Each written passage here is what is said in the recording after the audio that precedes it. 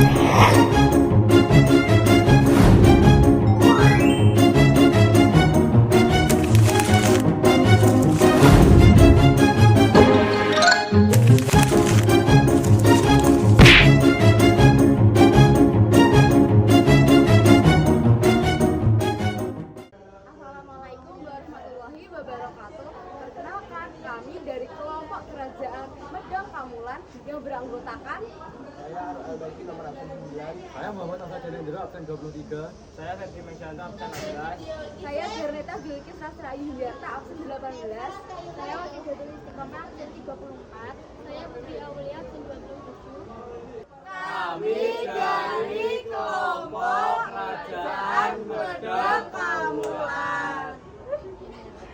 Bentuk sejarah Kerajaan Medang Kamulan dimulai dari runtuhnya Kerajaan Mataram kuno akibat serangan Sriwijaya pada tahun 928 Masehi. Raja terakhir Mataram kuno, Dyah Dawa, tewas dalam pertempuran melawan Sriwijaya.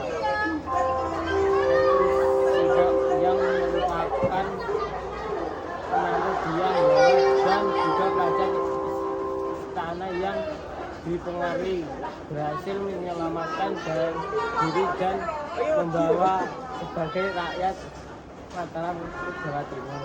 Di sana tak mendirikan kerajaan baru dengan nama Medang Kamulan yang berarti tempat asal atau tempat mulai MPU Sindok memiliki daerah Jombang sebagai pusat kerajaan karena di sana terdapat sungai Bratas yang subur dan strategis.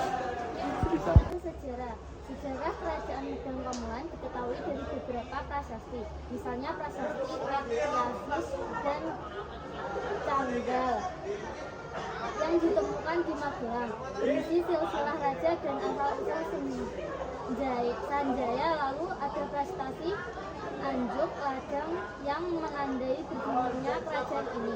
Empu Sindok, salah satu raja penting, juga disebut dalam beberapa prasasti seperti prasasti Empu Sendok di Jombang dan prasasti Tangerang yang mencatat ia memerintah bersama permaisurinya. Selain itu ada prasasti Banggil dan Lor yang berisi perintah pembangunan candi. Dari semua prasasti ini kita tahu bahwa Medang Kamulan punya peran besar dalam sejarah kerajaan ini di Jawa. Kerajaan Medang Kamulan didirikan oleh Empu Sindok dari dinasti Isyana yang diperkirakan didirikan di wilayah Jombang, Jawa Timur. Empu Sindok merupakan penerus dari kerajaan Mataram kuno di Jawa Tengah. Pemindahan kekuasaan dari Jawa Tengah ke Jawa Timur didirikan sebagai akibat dari bencana alam khususnya gunung di sekitar Mataram kuno. Pada masa kejayaan, pada masa pemerintahan Dharma Wangsa Tempur, kerajaan Medang Kamulan mencapai puncak kejayaannya.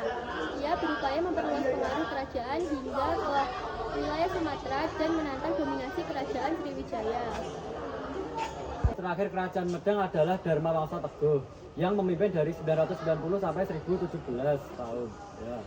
Kerajaan ini runtuh akibat suatu peristiwa yang bernama Pralaya Medang. Nah, peristiwa ini itu disebabkan ketika pernikahan putrinya dengan kerajaan Erlangga. Tanpa diduga pasukan Murawari menyerang ibu kota Watan dan menghancurkan kerajaan Medang. Peristiwa ini mengakhiri kejayaan Medang setelah berabad-abad berdirinya di Jawa. Selanjutnya, saya akan membahas tentang pemerintah dan ekonomi Kerajaan Medang Kamulan. Yang pertama adalah pemerintahan.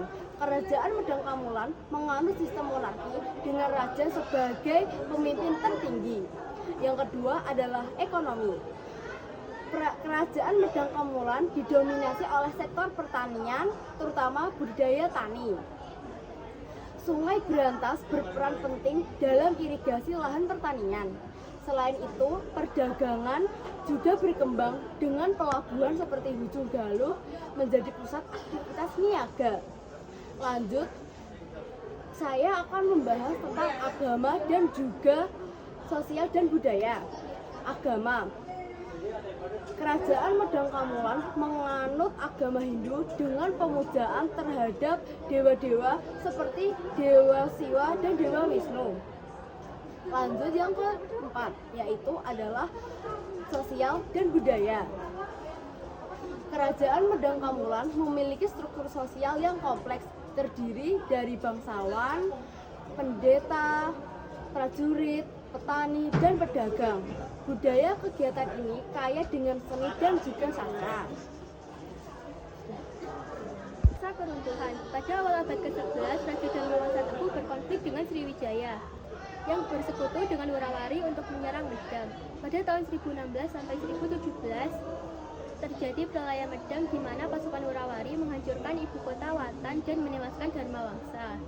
Airlangga berhasil melarikan diri lalu memindahkan pusat pemerintahan ke Kahuripan untuk mencegah konflik.